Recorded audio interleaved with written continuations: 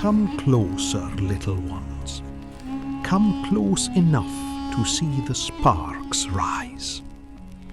Tonight, our story begins not with a battle, nor with a monster, nor with a crown won by blood. It begins with a question. Can a house built for eternity truly outlive the hands that made it? Long after Menes joined the two lands beneath one crown, a king named Netjerichet ruled Kemet. Later generations would remember him by another name, Djoser. Beside him stood a man who could see a staircase where everyone else saw only stone. His name was Imhotep. And together they would raise the first Great Pyramid beneath the Egyptian sun. Listen carefully. This is a story about imagination, patience, and the courage to attempt what has never been done. It is also a story about thousands of workers whose names are lost to us. Quarrymen, haulers, masons, carvers, scribes, water carriers, bakers, men who sharpened copper tools beneath the sun. The stones remember their hands, even when history does not. Nearly 5,000 years ago, Egypt had already grown into a powerful kingdom. The Nile carried grain, timber, stone, officials, and royal commands from one end of the land to the other. Yet even then, no one had raised a mountain made by human hands.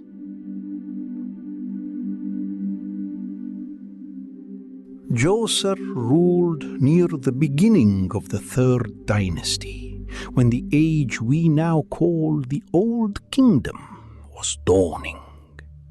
Upon monuments from his own lifetime, his royal name appears as Netjerichet, divine of body.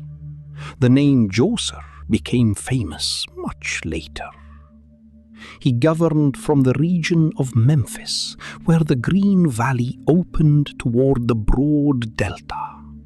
From there, royal messengers traveled along the Nile, taxes filled the granaries, and craftsmen served the court.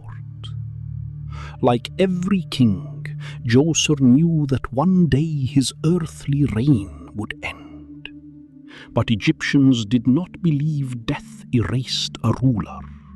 The king would need an eternal home. West of Memphis lay the desert plateau of Saqqara.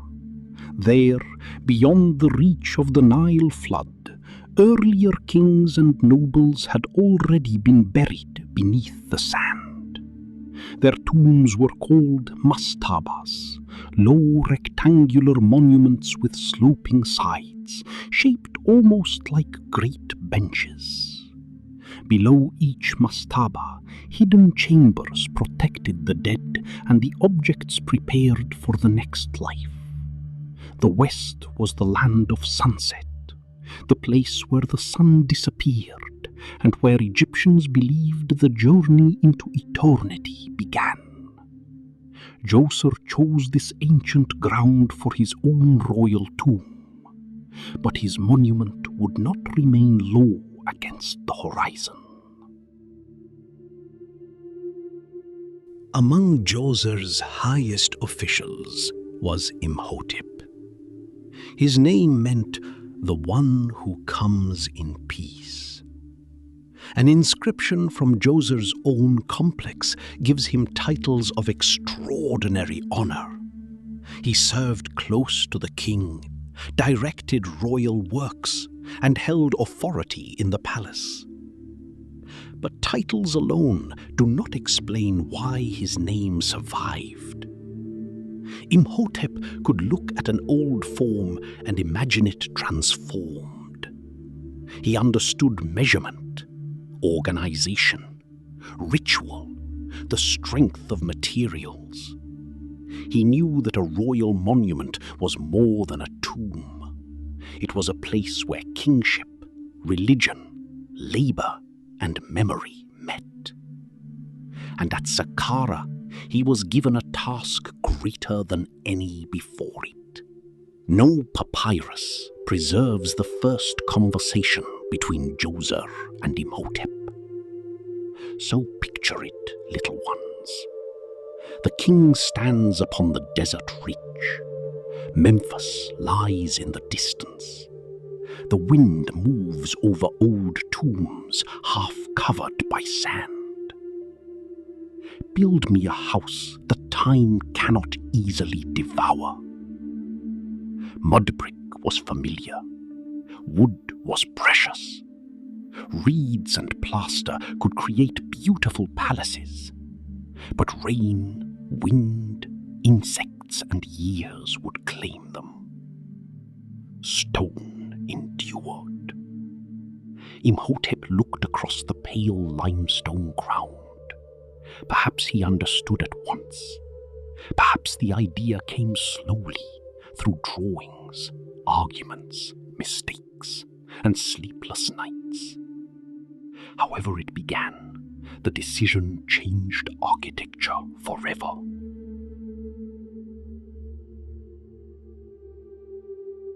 The earliest plan was not yet a pyramid.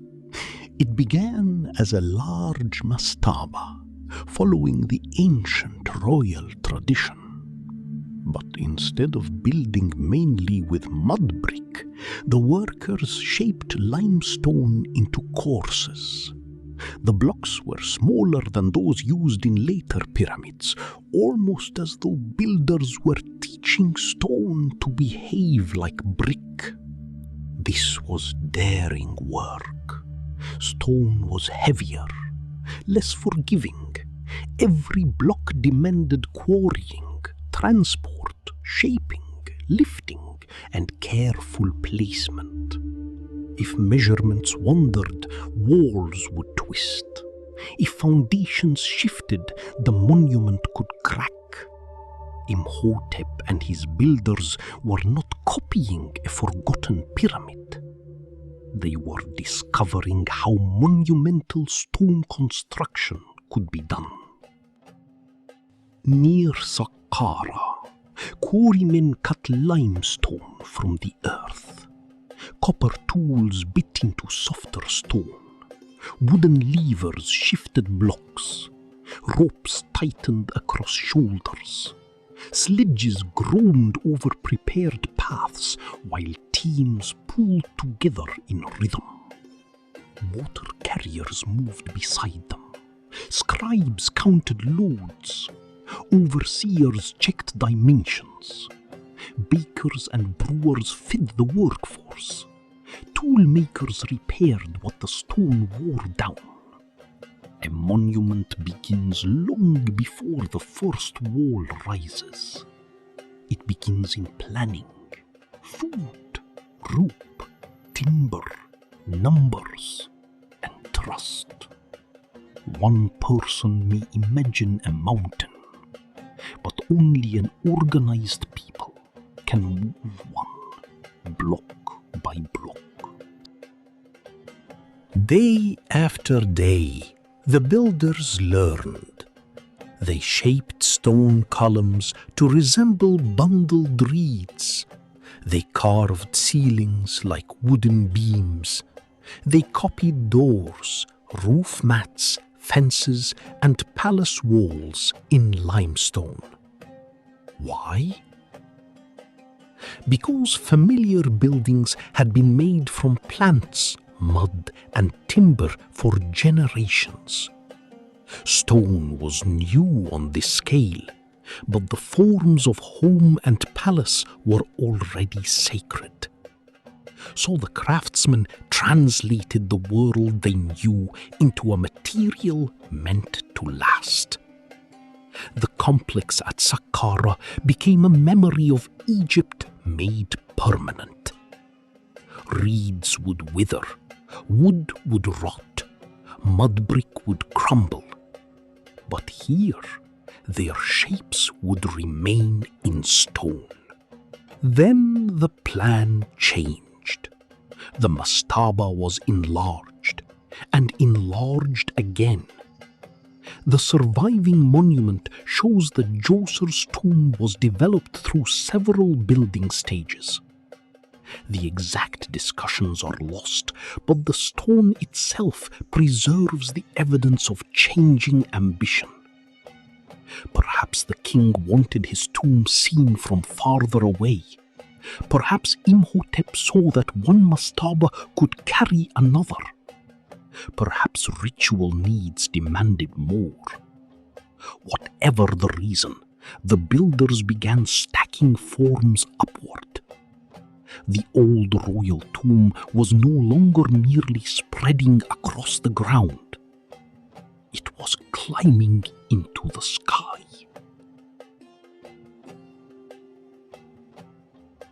One level rose above another, then another. From the desert floor, a new shape began to appear. Not a smooth pyramid like those later raised at Giza, but a giant stairway of stone. 6 great steps eventually climbed toward the heavens. Workers standing at its base would have seen walls rising higher than any building known to them. Travelers approaching Memphis could watch the white limestone monument catch the sun. No Egyptian king before Djoser had possessed such a tomb. The step pyramid was becoming the first pyramid, and the heart of the oldest monumental stone complex in Egypt to survive. But the pyramid above was only half the wonder. Deep beneath it, workers cut shafts, corridors, chambers, and galleries into the rock. The burial chamber lay at the bottom of a great central shaft, nearly 28 meters below the surface. Around it stretched a maze built for the king's eternal existence, and for the objects connected to royal ritual. Down there, sunlight vanished. Torches flickered against stone. Dust filled the air. Every basket of debris had to be carried upward. Above, the monument reached toward the sun. Below, another world descended into darkness.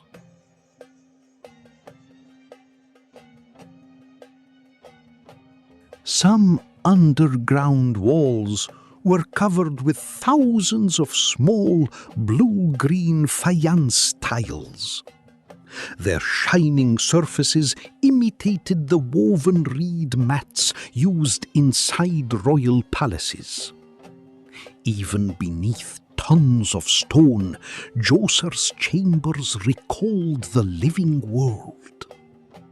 Reliefs showed the king performing sacred rituals, forever strong, forever active, forever ruler. This was not simply a place to hide a body. It was an eternal palace. The Egyptians believed images, names, offerings, and ritual spaces could help sustain life beyond death. What was represented correctly could continue in another form. So the builders gave the silent chambers color, movement, Around the pyramid rose an enormous sacred enclosure. A high limestone wall surrounded courts, shrines, passages, gateways, and ceremonial buildings. Much of what appeared to be architecture was solid stone, built not for crowds of living people, but for the king's spirit. There were false doors that no living hand could open. Stone buildings remember temporary festival tents. Carved details copied hinges and wooden beams. The whole complex was like a royal city prepared for eternity. Only one entrance truly admitted the living. But symbolically, Djoser possessed every doorway he would ever need.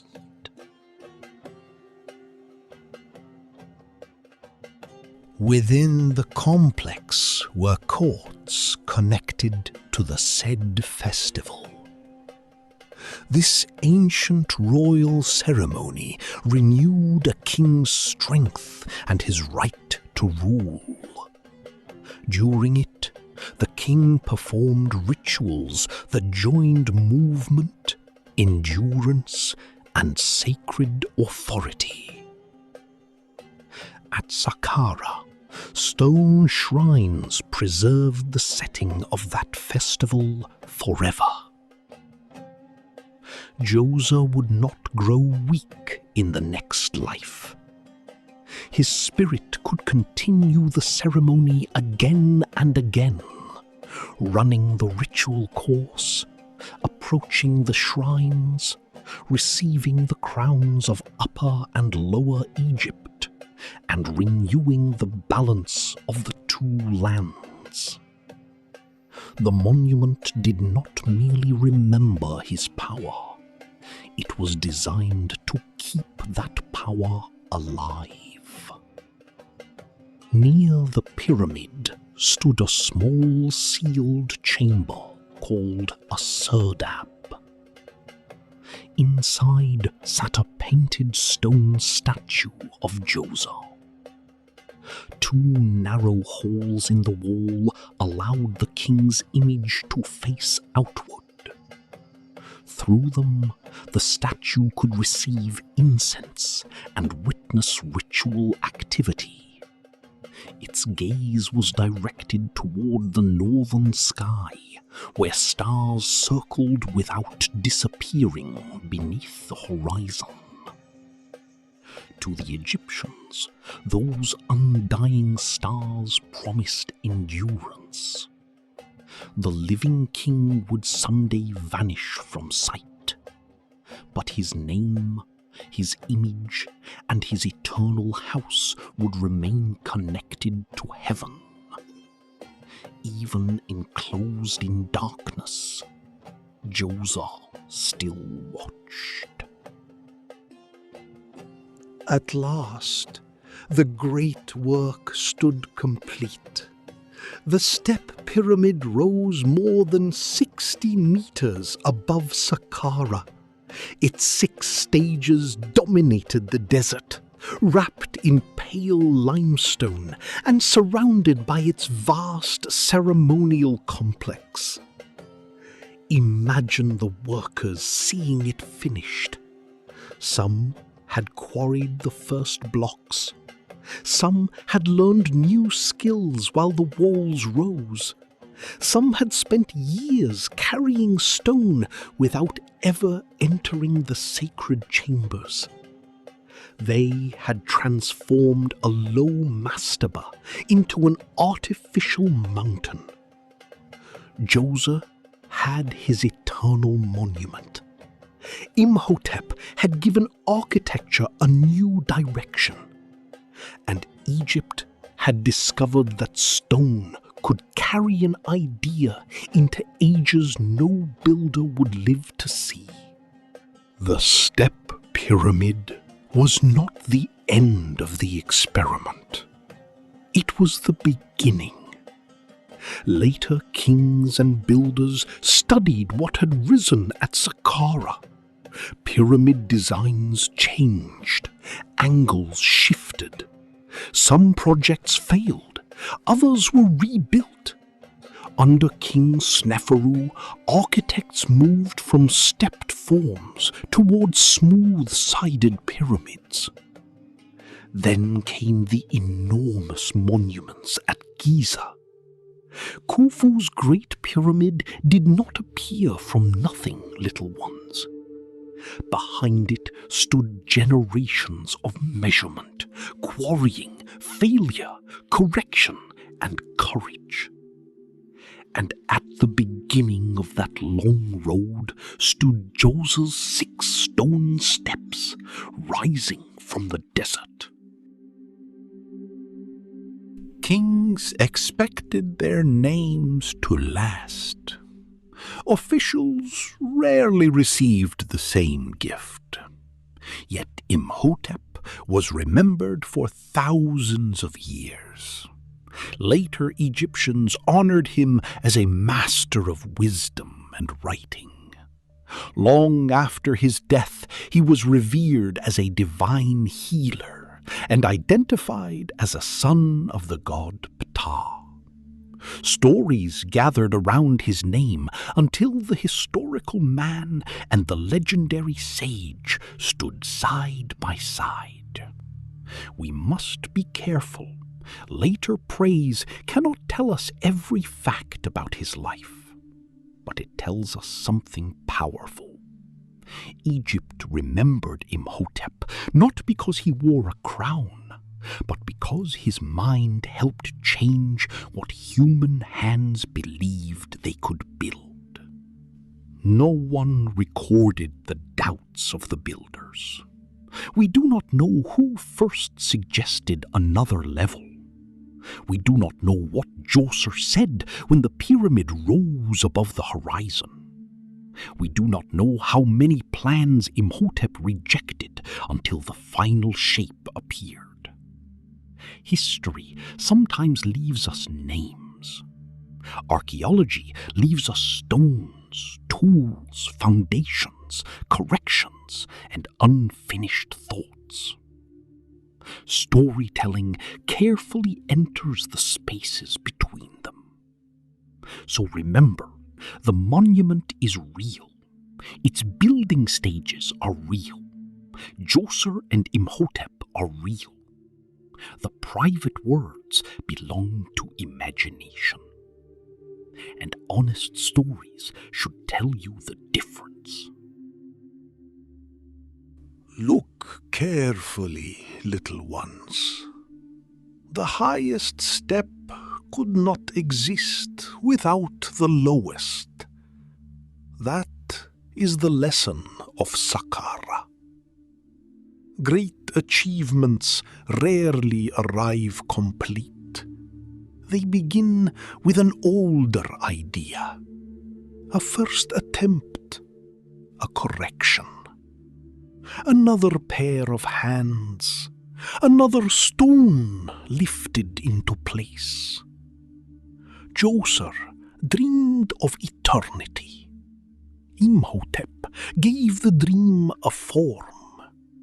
Thousands of workers gave that form weight. And nearly 5,000 years later, the step pyramid still rises above the desert. Not because one person moved a mountain, but because many people learned how to build one.